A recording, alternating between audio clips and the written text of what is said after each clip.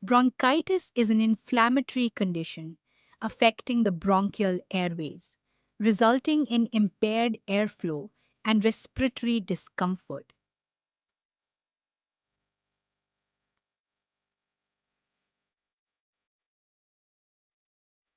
Inflammation of the bronchial tubes leads to swelling and excessive mucus production, which restricts normal breathing.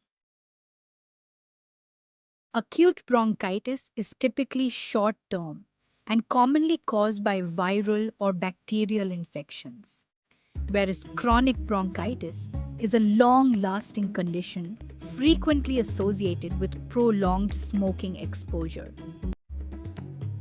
Key symptoms include a persistent cough, increased mucus secretion, chest tightness, and wheezing.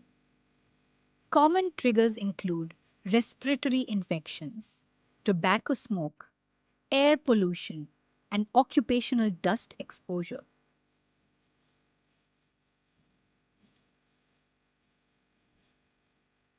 Management generally involves adequate rest, prescribed medications, and minimizing exposure to airway irritants. Early diagnosis and appropriate care play an important role in preserving lung function and improving respiratory health.